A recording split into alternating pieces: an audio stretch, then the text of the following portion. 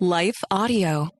Welcome back to Empowering Homeschool Conversations. I'm so glad you're joining us today, whether you're washing dishes, wrangling little ones, or finally sitting down for a minute with a cup of something warm. You're in good company. Today's episode's a little different. We don't just have a guest joining us, but we have almost our whole team here to have an honest, open conversation about something that's so real for every homeschool parent at some point, emotional overwhelm, whether it's constant demands, all the pressure to do it all right, the never-ending to-do list, or just carrying the weight of so much for our kids. Emotional overload can sneak in, and suddenly it feels like just too much. So we're going to talk about it, what it looks like, how we've experienced, what's helped us go through it, and how we can offer each other grace along the way. And before we dive in, don't forget to check out Homeschool Heroes at spedhomeschool.com. If you're in a hard season and need support, encouragement, or just some practical tools for making things easier, there's a treasure trove waiting for you there. All right, ladies, let's jump into this conversation. Overcoming emotional overwhelm in homeschooling. You ready? Maybe. Ready to go. Yeah. Yeah. All right. So what does emotional overwhelm look like for you personally? I know it can be different. Different people handle it differently. So let's give it some faces. Well, emotional overwhelm has looked different over time for me. Oh, good point. And initially, in the early days when I was still younger and full of energy, it more came out in anger. Like it was easy to get angry at people because my situation made me angry. And then over time, I don't know if it was age or exhaustion or whatever, then it became more shutting down. So originally I would just get, anger would come out. And then later it was more just shutting down or thinking like, I don't care. I don't care anymore. I just don't care. And just kind of shutting down. Mm-hmm. Yeah. I would say I have sort of the same experience where it's tempered over time, but initially when I feel overwhelmed, I'll tend to just push harder, and not just myself, but my kids, just keep pushing them to do what I expected to happen. And, and of course that never really turns out well. So, but over time, and then I can kind of go the other direction a little bit when I get to the point where that even isn't working. I'll get to where I sort of avoid the priorities in my life, but because they seem harder. So I find something that helps me escape from it, the feelings or whatever, and avoid it. So it depends where I'm at in the flow of it, but yeah, none of that works out real well. Yeah, exactly. Yeah, I can relate with both of you in all of that. And, I just catch myself sometimes, sitting on the couch going, I just don't want to do a thing. I just want to sit here. And I don't even want to sit here. I'll like go outside and just like lay down on the concrete and fall asleep. I've done that multiple times just in the back. Well, we have a pool, but next to the pool, and I'm out and just want to check out of life. Yeah, absolutely. What about you, Dawn? Yeah, I think for me, when I think about that, it always had to do with getting enough rest. And if I didn't get enough sleep, if I was doing too much or burning the candle at both ends, that happened pretty much after my third child. I just felt like my duties and all the different things I was trying to do. I was running a business and then homeschooling, having a baby. Like it was just a lot. But I didn't have that compassion for myself to say, you're doing too much, you're doing a lot. And so I just remember feeling really worn, like just worn. Yeah. That's a very good word for it. I think you think back to like the Velveteen Rabbit and all the fur being gone. It's like, no, this hurts. I don't want it anymore. Absolutely. So can you think of a specific moment when you felt like everything was just too much? What was going on? Can you think back to anything like that? One comes to mind right away for me. Oh my! There was one year where it was like the spring, so we were, it was early in the spring, so we were in the thick of it. My husband was away.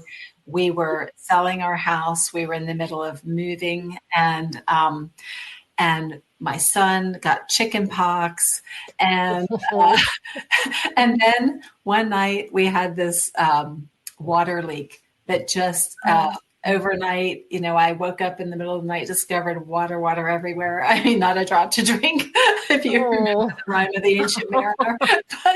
But it was like I just lost it, and but yeah, that was it happens. Sometimes it's just stuff that just happens from the outside. We don't have control over that. Sometimes we create our own emotional overwhelm with what we take on, but sometimes it just happens. Absolutely. Yes. Anybody else? That's like 3 things that would send most people over the top all at once. Oh, crazy. For me, it's not one moment, it's many moments, but it's like Groundhog Day. It's the same moment over and over. Oh, and yes. that is dealing with irrational behaviors that just don't make sense. Because when a kid's in fight or flight, you can't reason with them. There's no making sense of the behavior. There's no way to ask if your child is nonverbal like mine. And it's kind of a one-sided conversation. And so it's the Groundhog Day of irrational behavior for me. Mm-hmm. Yeah. I remember when we had our 3 foster kids that we were doing emergency foster care for, and I was getting 2 hours of sleep at night. And and they were all, they were toddlers. One was preschool, the other 2 were toddlers, the twins, and I lost it. I just like crumpled into a mess on the floor, and I'm like, I can't do this anymore. The trauma that they were trying to deal with and not being able to express it, the support that I was not getting, even though I'd asked multiple places for it. That was what broke the camel's back, and ended up they had to shift to other family members because our family just was falling apart. And that's hard, because it was something that we really felt like we were called to do. But then after praying more, after all that changed, God just really gave us peace that their time with us was for a time. It wasn't that we were called to care for them long term.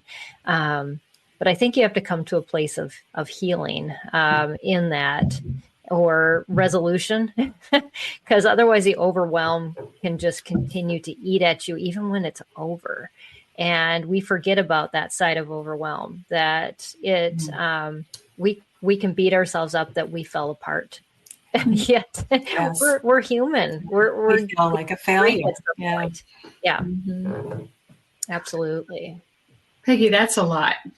I don't know if I could have ever done that. No way. It was. That sounds like amazing. I think for me, when I think of overwhelm, when I was homeschooling, it had a lot to do with this idea that I had to do so much and have things perfect. And I was at that time trying to recreate the classroom in my home. So especially like around that time when I would get all the new curriculum, there was just this huge feeling of, I have to figure all of this out. I have to know how this is going to work. I have to create a schedule. And I've shared this before on our talks, but, I did the big schedule thing, but I never looked at it, because that's just part of my brain. But I made it. It was pretty. And, but there was just that feeling of, I have to do all these things. And you guys, I didn't have YouTube. Could you imagine? I would have been a psycho. They would have had to lock me up. Thank God. I was just cleaning stuff from my friends and these homeschool conventions. And I just had these ideas that I had to do so much. And it was a lot of failing moments. I think you're pointing to some good warning signs there, Dawn, that, overwhelm is coming if you are doing this. And as a homeschool mom, watch out. Yes, that is. And like you said, nowadays, how much more are these young moms getting bombarded with than we ever were? And yeah, just crazy. We will continue this conversation after a short break.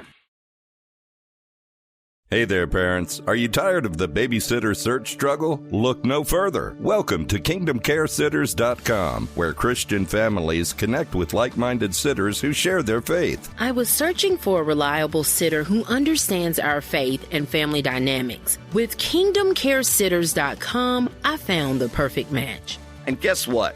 You can discover sitter profiles, post jobs, and even schedule and book short-term or long-term care, all on the user-friendly website, KingdomCareSitters.com. Plus, KingdomCareSitters.com lets you pay securely online. Whether it's date night, work commitments, or just some me time, Kingdom Care's got you covered. As a sitter, I love being part of this community. I set my own rates, connect with amazing families, and make a difference in their lives. Are you ready to find your perfect match? Visit KingdomCareSitters.com today, because when faith meets childcare, it's a match made in heaven. At Thrivent, planning your finances is bigger than money. It's a way to support the people, causes, and community you love, because helping you put your faith into action is at the heart of what we do. Thrivent, where money means more. Connect with us at Thrivent.com. This is Empowering Homeschool Conversations, provided by SPED Homeschool, a nonprofit that empowers families to home educate diverse learners. To learn more, visit spedhomeschool.com. What are some other warning signs that you noticed about yourself, other than wanting to lock the bathroom door and hide in there the whole day? Oh, you get, for me, I find myself caring more about what gets done than caring about my kids. You know, when I'm all like consumed with the schedule and missing those cues that my kids give me, and you know, and if I'm snapping at them or whatever, conflicts, that kind of thing can really be a sign of being overwhelmed. You know, also there are physical signs. You know, our bodies can only go so far when we're overwhelmed. So just, you know, being tired, or maybe just always feeling panicky, you know, that you're not getting enough done, or your thoughts just keep recycling over and over and over and you can't sleep.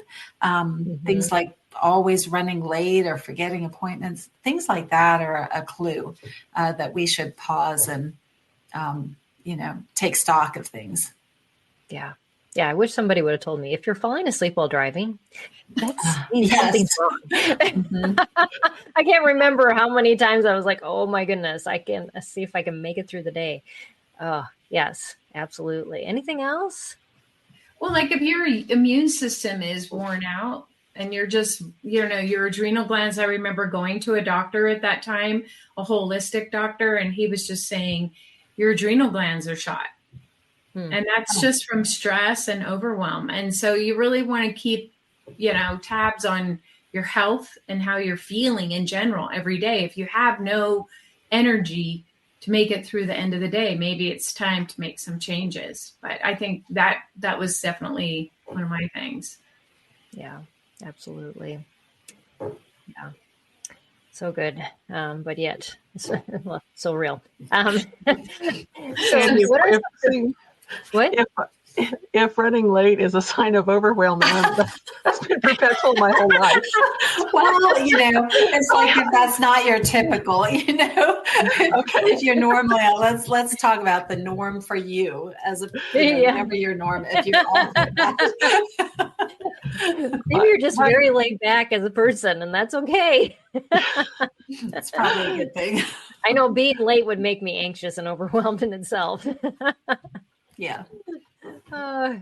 So what are some things that help you come back from the edge when you're overwhelmed, whether it's big or small? You know, deep breathing. I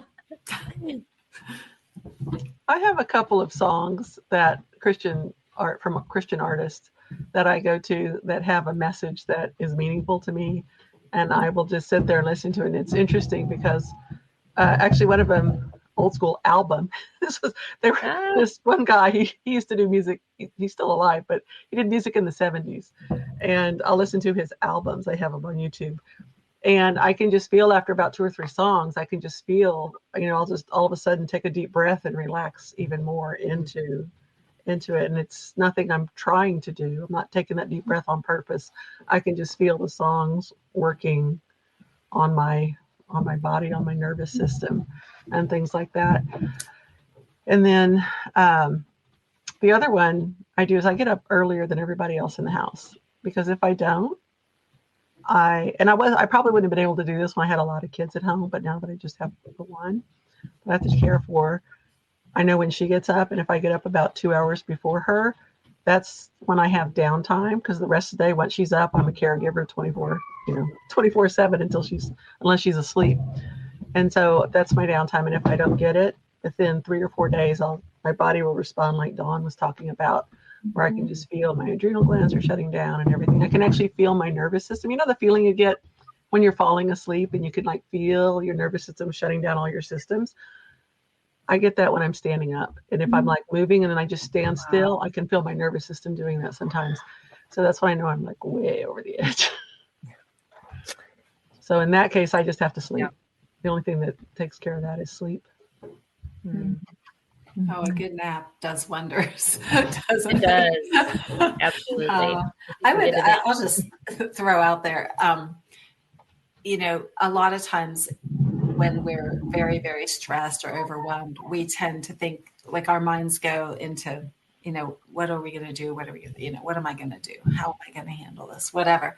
But we need to tap into a power beyond our own. We need to just stop and pray. That's the source of our help. Where does our help come from? It comes from the Lord. And pray on your own, pray with your kids, help them to see that, they'll already see you don't have it all together. You can't really hide that from your kids, but that you go to the one that does, and you're teaching them, even in those moments, they're learning some valuable skills that there is a source, and they can go to him, and we can too, and ask God for peace. Mm-hmm. Ask God to settle your spirit. Ask God to show you and guide you what's next. Mm-hmm. Right. Yeah, and I also I want to add to that too. Something that's been kind of new in my life lately is being very specific when you ask God for help. Asking God for help, and whatever that looks like. It could be a person. For me, it was a friend when I was homeschooling. It was so wonderful just to get together with her. She had 4 children. I had 3. It was like a small co-op. But it was just such an encouragement to go over curriculum. We used to do art history together and art. And so it was just lovely to be able to kind of almost have downtime in a sense, even though we were still teaching and all that, but just have someone in your life. And that's why with us, with Sped Homeschool, we have the coaches to be able to come alongside. And more people are understanding the value in that, the preciousness. I talked to 2 moms yesterday that were like, we know we need coaching. We're just starting out. We don't have this down. And it's just like people are realizing the value. And I would say, if you don't have a good friend, I did happen to have that, and I'm sure you ladies have too, but also to find someone who can collaborate, who can look into your world, give you ideas, and support you. I think that was a big thing for me. And it was a person that loved God and was encouraging me in that way as well. So it was good. Right. Yeah. We are made for community, and we are not made to do this alone. And there's so much of the messages I think we get, short messages about homeschooling is, here's this great homeschool mom, all by herself doing these awesome things. Yeah. And yet the community that you need to maintain that is, it's got to be either deep or wide. And, for a lot of us, our our relationships are deep just because we only maybe have one or two families, as most of you just have shared, that those relationships we have to be able to cling on to a lot. And I had the same thing, as I needed those people. That was my refreshment. Once a week we got together and I felt like I could breathe because my kids were able to interact with other kids. I was able to talk about things other than with my spouse. And they were able to, be truthful to me about what was really going on that I was missing too, to have friends that could talk you through that stuff. Because we miss so much when we are overwhelmed. We have that tunnel vision and we do need other people to come in and to help us. Right. So, yeah. I'm also thinking we have two different kinds of overwhelming situations. Like one is like in the moment, there's a situation or, a period of time that's just overwhelming. Yeah. Another one is like when it's chronic, and it's just constantly and it's building and building and over a longer period of time.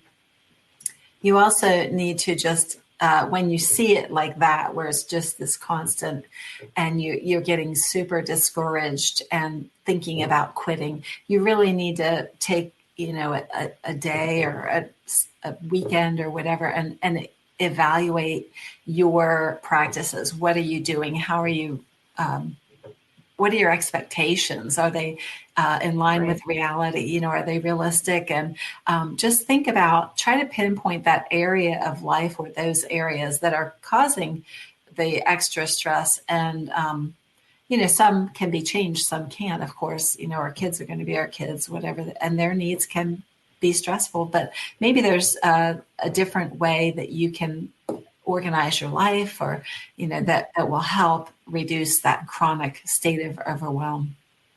Absolutely. Yeah. We will continue this conversation after a short break. Hey there, parents. Are you tired of the babysitter search struggle? Look no further. Welcome to kingdomcaresitters.com, where Christian families connect with like-minded sitters who share their faith. I was searching for a reliable sitter who understands our faith and family dynamics. With kingdomcaresitters.com, I found the perfect match. And guess what? You can discover sitter profiles, post jobs, and even schedule and book short-term or long-term care, all on the user-friendly website, kingdomcaresitters.com. Plus, kingdomcaresitters.com lets you pay securely online, whether it's date night, work commitments, or just some me time. Kingdom Care's got you covered. As a sitter, I love being part of this community. I set my own rates, connect with amazing families, and make a difference in their lives. Are you ready to find your perfect match? Visit kingdomcaresitters.com today, because when faith meets childcare, it's a match made in heaven. For some of us, personal finances aren't just personal. They include loved ones, neighbors, the communities we call home, and the causes we hold in our hearts. At Thrivent, planning your finances is bigger than just money. We help you put your plans into motion and faith into action so you can do more for the ones in your heart. Because sometimes all you need to make a difference is someone to help you make it happen.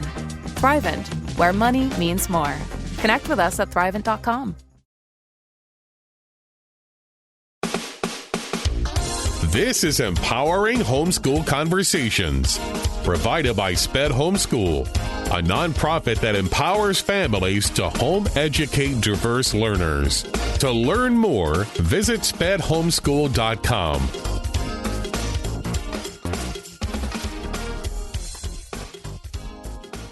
And Annie, you said a really good things about, some things you can do and can't do. And, and there's also things that you can take out.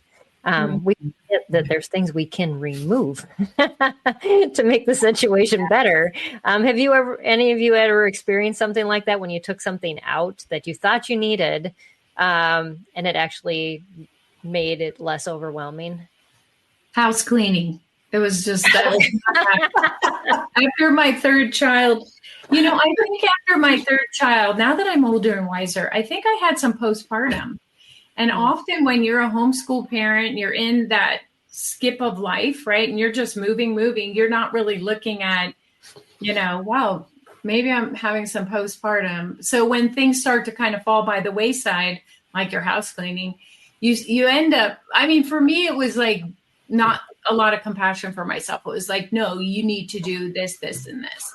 And so I think when you can let those things go, even if it is that deep cleaning that you're so used to doing, when life events throw you a wrench like a new baby or something like that, you just have to close your eyes and walk away. So true. Not a big deal.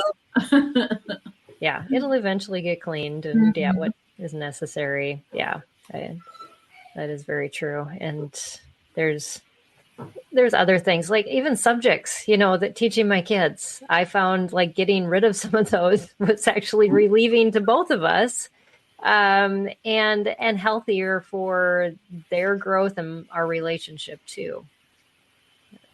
Yeah, when you think about the activities that sort of, they sound really good, and they are probably, but when we think about how they can sort of layer up as we just kind of like, oh, that's good, let's add that. There's another one, right.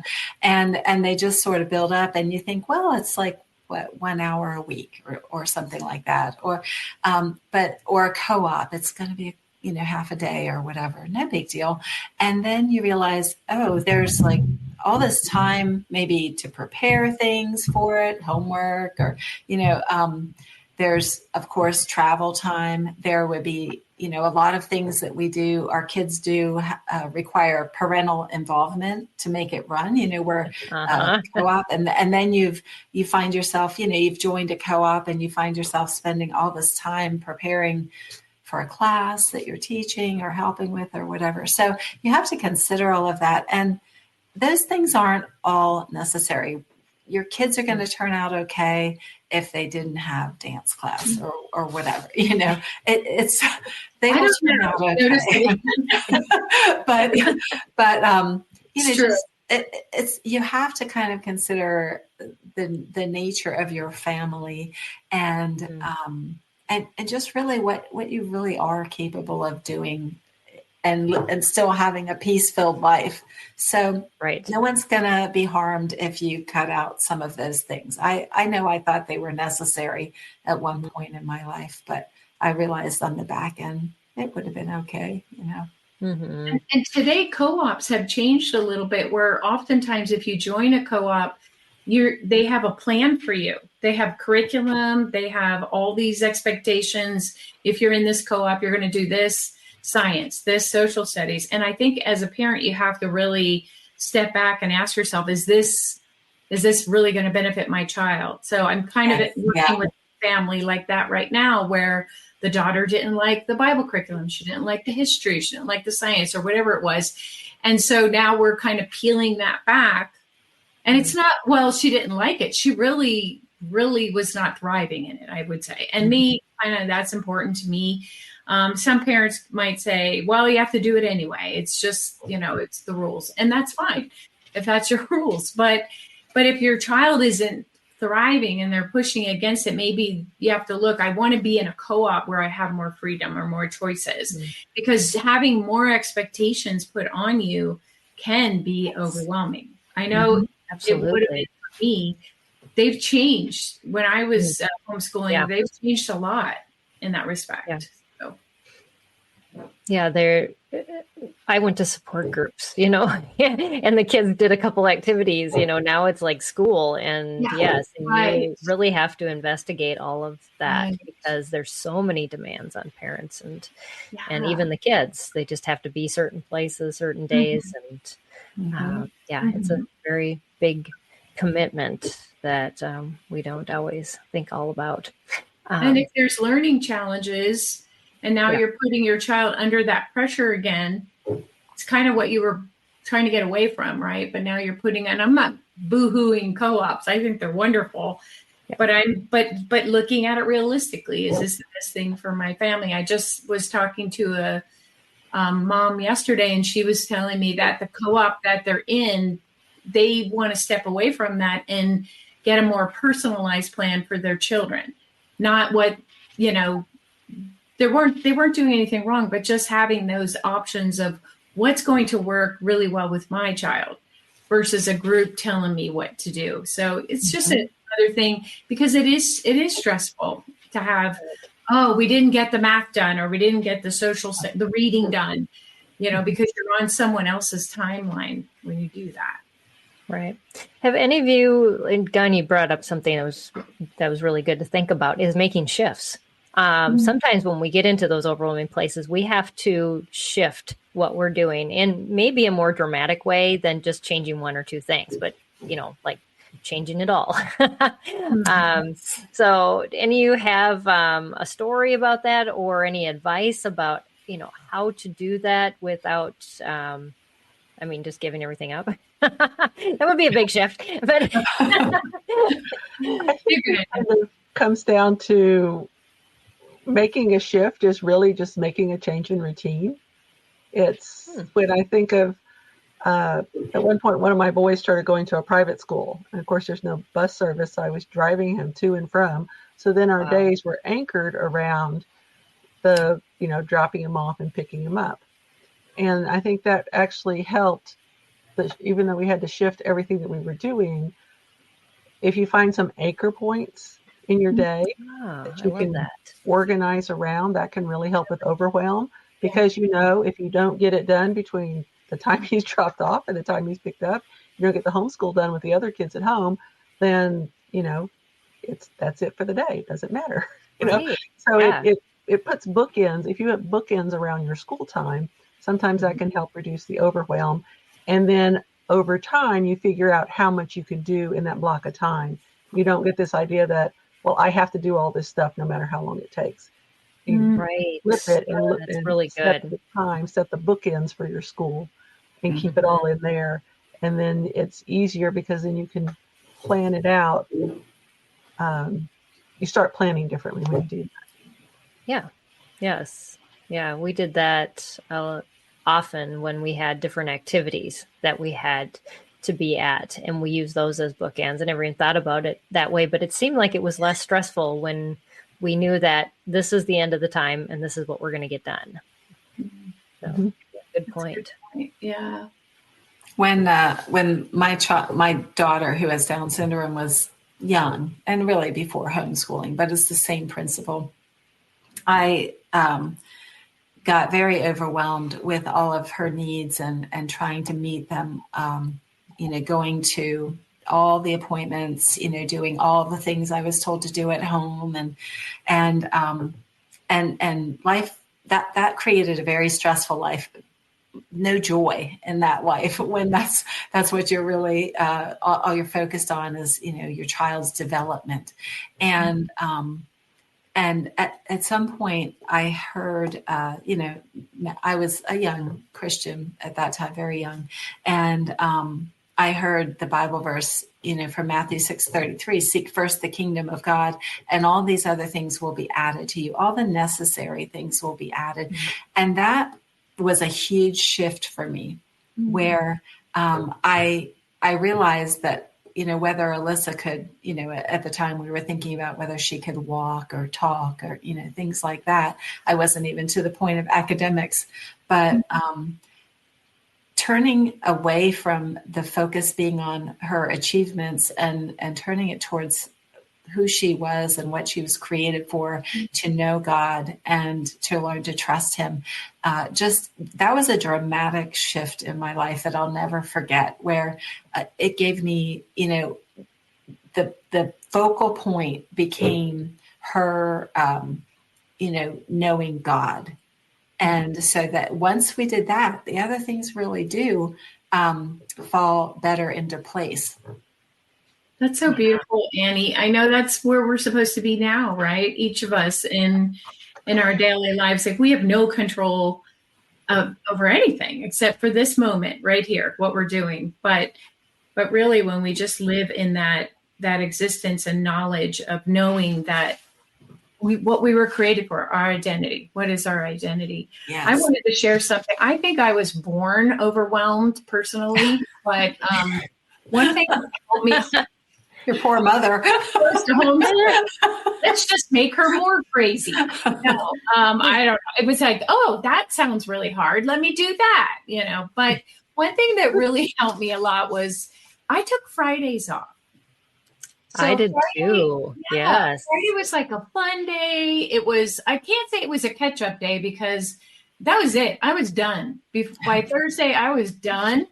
I personally couldn't have a whole lot of things in schedule because I'm very bad at keeping that. We all know my story a little bit. So, but having those Fridays off, knowing that, okay, if it didn't happen during the week or scheduling a dentist appointment or whatever it was just a kind of a comfort to know this is a more relaxed day. We'll go take a field trip. We'll hang out with our friends, go swimming or whatever it was. But it was just nice to just go, we're just going to do school for 4 days. But in my mind, we were always homeschooling. And probably you guys were thinking that too. Like the minute they came out of the womb, we're reading it to them in the womb and, read them as soon as they're singing to them or whatever. And so, but I think having like a plan like that and I wasn't horrible about keeping a schedule. Like I said, I had the big board, it was there, but I was kind of a more fluid homeschooler. Like, we're going to get to math eventually. Yes, you're in third grade, but we're going to teach you that, I promise. No, I'm kidding. But I know they're going to come after me now. They all learned math. They all went to college. So, yeah. I mean, that's the reality of it, though. Is that life is school, and our kids are learning, and we don't always have to have the books out, and we will get overwhelmed if we allow that curriculum to control us. We cannot do that. We have to be the one that picks and chooses how we use those tools that are wonderful, but not tools that were made to control our lives. Yeah, that's where the divide has to happen. And, just kind of thinking on that, there is a lot of pressure right now to do it all. What advice do you have for moms who feel like they just are overwhelmed with trying to keep up? Keeping up, that's the key words right there. What are we keeping up with?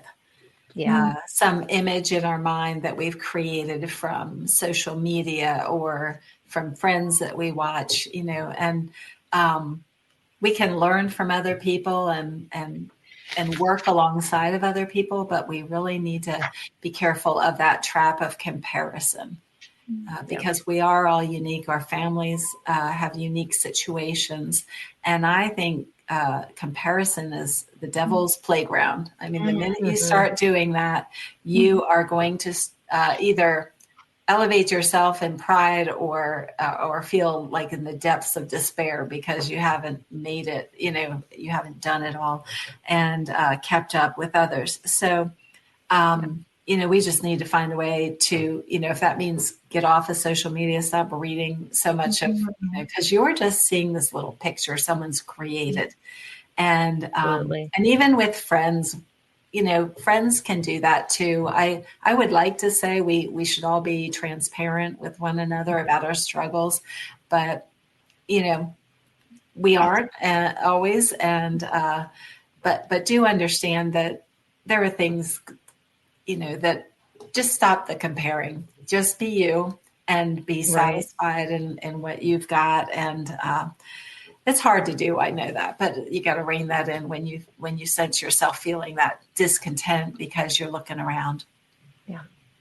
Yeah. I think too, the struggle is when a lot of us, became moms, when we started homeschooling, we didn't really know who we were. Right. Mm-hmm. And what was that road of self-discovery for you in the middle of that overwhelm?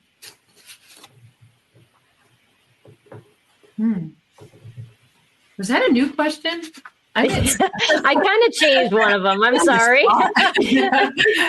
Finding your identity. For me, I left a career that I thought I was this great engineer, and then I came home and I had these kids that were out of control. I couldn't control them, like team meetings that I had at work. And God taught me so many lessons, and also taught me just what a creative person I am, that I thought I never had any creativity in any of my bones. But it kind of took me getting to the end of my rope and showing me that this isn't my rope at all. I need to switch. Was that a pun? That's kind of, yes. That's so true. We come into this, I certainly did not plan to homeschool. And I think God used homeschooling to teach me about me more than to teach my kids even. But I certainly learned a lot about myself. He revealed some really cool things, that I didn't really think I had in me. And he revealed some not so cool things, that I had in me too. And so he's working all that out through homeschooling in us while, we're trying to do this task with our kids. But there's a lot of growing pains, and we do look to other people. We often, as humans, we're in a community. We do imitate other people. We can learn from them. But then at some point, we have to take all that we've learned and sift through it and see what's right for us. And absolutely. And just continue to go to God and understand your value to him is not wrapped up in how well you homeschool, how your kids turn out. It's none of that. And when we get our sense of identity and sense of value out of that place and into what God says about us, then we do have a lot more peace with whatever is going on. Those circumstances don't throw us into that state of overwhelm that we're talking about. Yeah, that's beautiful, Annie. Good way to summarize that. I kind of didn't really ever figure out the identity piece until years later. I was pretty consumed with my identity being wrapped up in a mother and a wife and a homeschool person and a business person and all those things. And even though I was a daughter of the King, I can honestly say that my walk was not like, I mean, I was a Christian. I was going to church. I was having a Bible study in the home, but my faith really, like, comparing it now, I guess, is what I'm doing. Like, comparing to who I am now and how I live my life now with total dependency, totally knowing who I am in the Lord. And it has nothing to do with who I am as a mother or any of those other parts, right? But for me, I was kind of the stubborn one. So God had to kind of break me. I was the one that was super strong, resilient in a lot of ways, had to be, I was a survivor in a lot of ways. And so I love the Lord. Like, I know that because, like, I used to write songs and I had all these poetries and letters to God. Like, there was this love, but there wasn't this Lord of all. So if something didn't work, it was okay. It was because God was in control. And so I'm the bad sheep. I'm the black sheep here. Okay, fine. And so, but, he's faithful, right? He's gracious and kind. So I think for me, it took a long time. And I would just say that to any mom that feels like her identity is riding on how well her children turn out or how well she does this. This is it's a really hard thing to do. And I'm just going to add this. If you're married to someone who's kind of a perfectionist or what we call very organized, like a person that, why aren't they doing this? Why doesn't your day look like this? Why doesn't school look like this anymore? That makes it even more challenging. And so I think hopefully and prayerfully, together as a couple, you would see, like, our school, our home may look different than the classroom first, and then other people.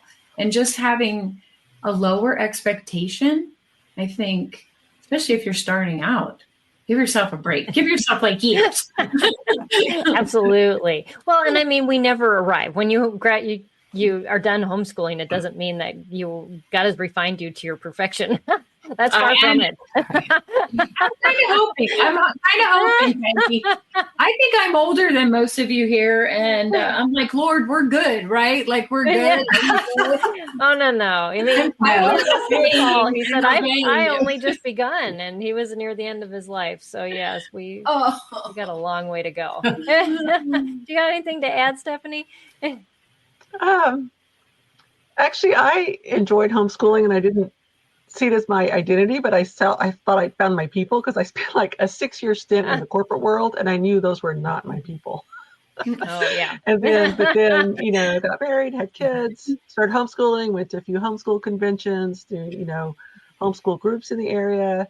And I finally found people that I identified with. And that was really, really helpful for me, like helped forming my identity but then it was hard when, start graduating those kids and you start losing that, even when they get older and they're not doing, all the homeschool group activities like we used to. Right. So I guess my identity kind of formed that way, and now it's forming a different way. And then throwing a special needs kid in the mix at the end, that created a whole new thing. But I just love homeschooling because I like learning, and it was so much fun. And, the internet was advanced enough to where you could just, whenever there was a question, we would just hop online and look it up. Whereas, in the good old days, we'd have to go to the library and look in the encyclopedias or the atlas or, a book. So it was fun. And although I may have taken that too far, because one of my sons, when he was in high school, he would ask me a question. And so I knew he knew how to go on there and look it up. I'd say, well, why don't you just look it up? He goes, Google is not my mom. You are. I'm asking you. So perhaps I went a little overboard on the Well, now you'd say ChatGPT, but yes. So knowing that we've all been on this journey, what advice would you have given your younger self, and maybe to the young moms that are listening to us today, that you wouldn't have had in your wheelhouse when you hit those moments of overwhelm?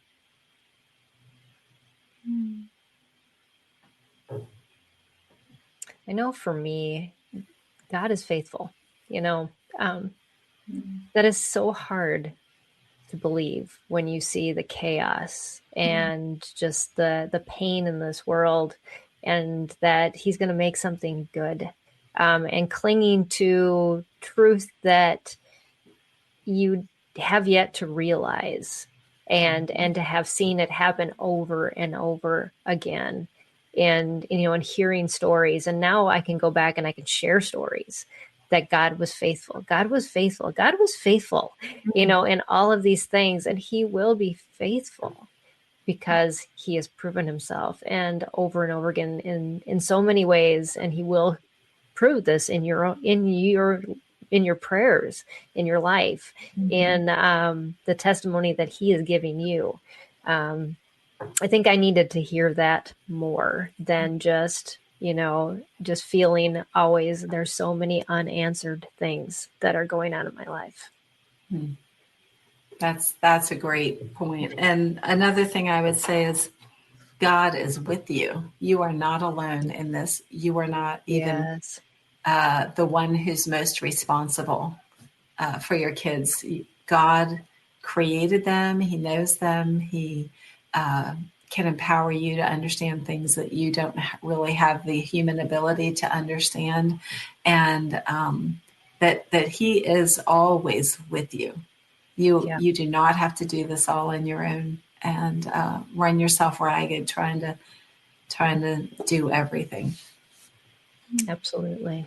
And I would say, if you're like Dawn was mentioning, if you and your spouse aren't on the same page, do the hard work to get on the same page, because it makes a difference. Your kids kind of can see that, and that you're not on the same page. And it's just that contributes to the overwhelm, just knowing that you're not on the same page when it comes to what you're doing, how you're doing. Now, there is some, part of that is because my husband was one who was perfectly happy with doing school at home. And that's not at all my MO. for, my own learning, much less trying to, force my kids into that same, that way of learning, when that's not even the way that I learn best. And we didn't take the time to do that. And I wish we would have. I wish we would have, I don't know what the answer would have been, if I would have changed. I mean, I tried to change my methodology, but it just wasn't me. And I just wish we would have worked through that a little bit more. But the other thing I would say is take the time to do the most important things, especially if you have a child who's got more severe needs and they're not able to follow a regular curriculum, or if you have health needs that are draining your energy and your time. I think we get too caught up in school instead of education. So think of your child. Education is designed to prepare your child for adulthood, whereas school is kind of what we end up doing day to day. So if you're overwhelmed, you get your mind off of school and get more into the mode of thinking about education. What's important for my child when they graduate? And it's probably not going to be everything you're doing right now. So true. Pretty much guarantee that.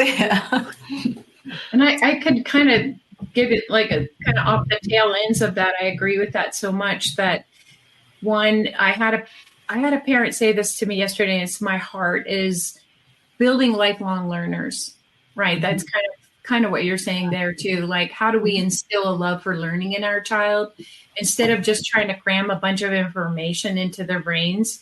How do we create how do you look at the whole child and learn how they learn, take in that observation? I've told a couple of parents now in my coaching, stop homeschooling your child. Just observe your child. Just sit with your child.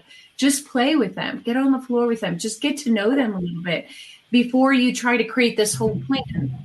And then once you get to know them and you understand, oh, they are a moving learner. They like to learn through moving. Then you can adapt your ideas and your curriculum and everything else around that. But getting to know them and then also asking that question, is this building that curiosity in my child to keep learning, to becoming a lifelong learner? So, and I know all of you, like myself, we're lifelong learners. Like, we're still learning. I'm still taking courses, and I love learning too. And so just being able to pass that down to a child. And the last thing I would say too is never get caught up in, they're in third grade, they need to know this in third grade. That's not true. That's not true. Third grade can happen in second grade. Third grade can happen in fourth grade or 10th grade. It's that process. It's building that rhythm of teaching and learning together. So, yeah.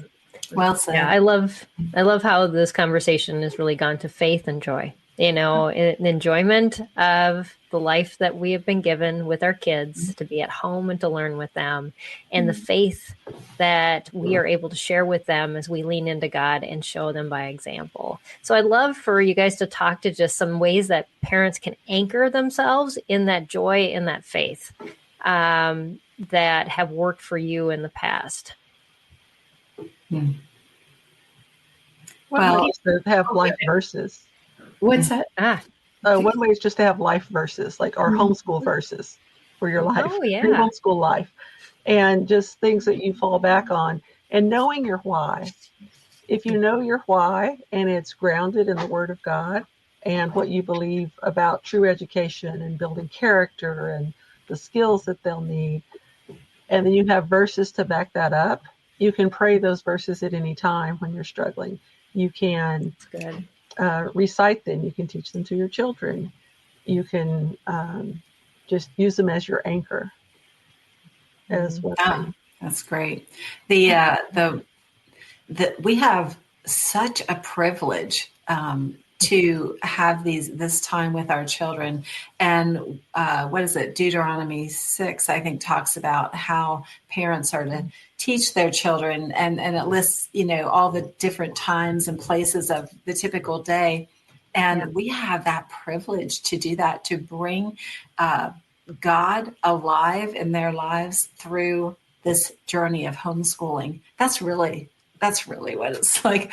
Math is great, English or whatever, but that's really what's going to affect their eternity, And I had a verse that came to me early in my homeschooling that literally I had scrolling across my computer screen for 16 years. And it's faithful is he who calls you, and he will also bring it to pass. Mm-hmm. He calls you. A calling is when God has a purpose for your life and a purpose that he equips you to do. Mm-hmm. So he doesn't just say, oh, go do this in your own strength. He says, do this in my strength. And that's why this particular verse, it says, he will bring it to pass. And so I needed that daily reminder to do that. And then, of course, we really can't overlook that we can't exist without the spiritual nourishment that we need. So making your first thing in the morning at least some bite of God's word. It doesn't have to be chapters. You don't have to do the year reading of the Bible and plan, but get a little bit of that, whatever your schedule allows, and then let that saturate your mind with some nugget from that. Let it just saturate your mind throughout the day. Keep it on the top of your, in your focus as you go about that day. Yeah. Yeah. I know for me, it's just been a time of being honest before God, like in my prayers, in my journaling to God, writing letters to God, him writing letters back to me. Try that one. That's really interesting. Dear daughter, and what does God want? What's on your heart that God wants to say to you? But practicing authenticity and honesty before the Lord. Like sometimes we think we have to behave a certain way because, Christians should be joyful. Lord, I'm not joyful. This is really hard. I'm not sure I'm qualified to do this. Please help me. Please confirm for me, asking God to show up for you. But I think that's probably where I try to do too much on my own instead of crying out. Yep. We need him, but we pretend we don't. And all he wants us to do is come to him with all of our needs. That's really true. Yeah. Yeah. And that's what keeps us really grounded is his truth. And because the world messes us up so bad, tells us so many lies, shifts us to the wrong place. I was praying about that this morning and I was like, oh, just keep my focus on you. I feel like I'm being like, I was reading a verse about, God is anchoring you and he's an anchor for our soul. And there's just so many tides. And even if I try to be quiet, my brain is going in circles and, and it's like, that's the only thing is if I just focus on God and I just worship him, then I can be anchored and I can feel the calm and his peace. And we have to shift our eyes off of the things of this world. No matter how much chaos is going on in your home, you can still turn and look at him. And he is there. Like Annie, you said, he is with us. And it's so easy to get overwhelmed because of the things that are swirling in our lives and that pull our eyes away from the true place that they should be. And that's on our loving Father, our, Jesus, our friend, and the Spirit that just guides us through all of the decisions we have to make. And we have no idea how to make them, but he is there and he can guide us and it'll all be good. That was, the verse that I clung to is that God will make all things good because right now I'm making huge messes. And if he can clean it up and make it look good on the end, we're good. And don't let the enemy tell you you're messing up your kids because you're not. Just bringing them home, even if you just sat and looked at them all day. It's a lot of times better than what's going out. Yeah. Going on. We don't know the end either. Like we don't know where the end of that story is. It could be years from now that we might see that, or in heaven we'll realize something. But just trust God with the end wherever it is. Absolutely. Annie, you always make me want to cry every time I listen to you. I'm like, I wasn't going for that. Walking devotional. And I'm like, can I just have coffee with you sometime? I wish. We all make that happen one of these times. We have to have virtual coffees. So yes. Right here. Well, yeah. Well, thank you, ladies, for this amazing conversation. And I want to thank all of you for joining us for this, because you are why we do this. You know, we could all be going our own ways and be content with the lessons that God has taught us, but we know that we're called to share. And that's why we do this. And that's why we host this podcast, because we love you. And we know that the roads God has taken us down, the hard places we have been, have given us wisdom to be able to share. And that's what it's really all about. And it was something I know in my life I did not have. And I wished I would have had resources like this. And so you're making me cry.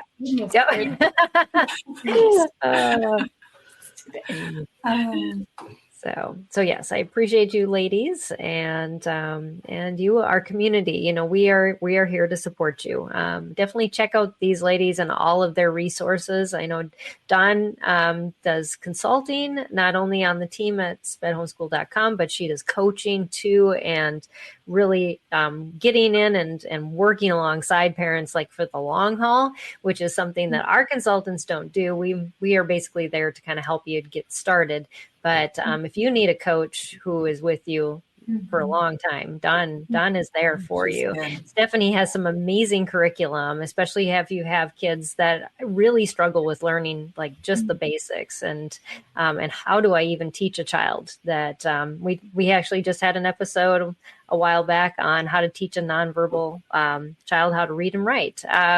And so great expert in that area. And Annie writes for Crosswalk Magazine, is an amazing author. It has so many resources. So definitely tap into her resources too. And Leilani, who will be with us next time when we do another group conversation. She has an amazing podcast channel, Living with Eve, and she offers consultations to homeschoolers in Florida who need testing, but also she is one of the SPED homeschool consultants as well. So these ladies do amazing things. I am just the host. I keep everything going together.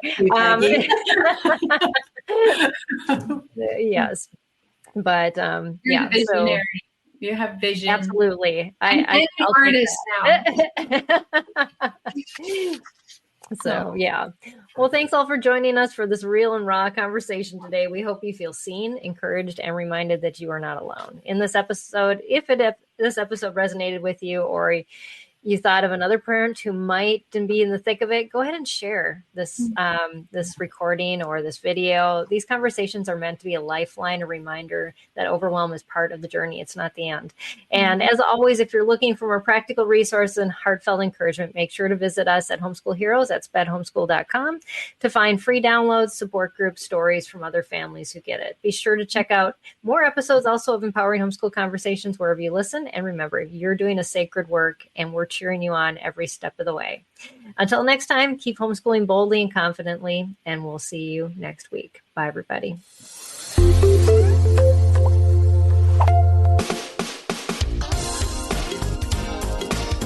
I want to take just a second to thank the team at Life Audio for their partnership with us on this podcast. If you go to lifeaudio.com, you'll find dozens of other faith-centered podcasts in their network. They've got shows about prayer, Bible study, parenting, and more. This has been Empowering Homeschool Conversations.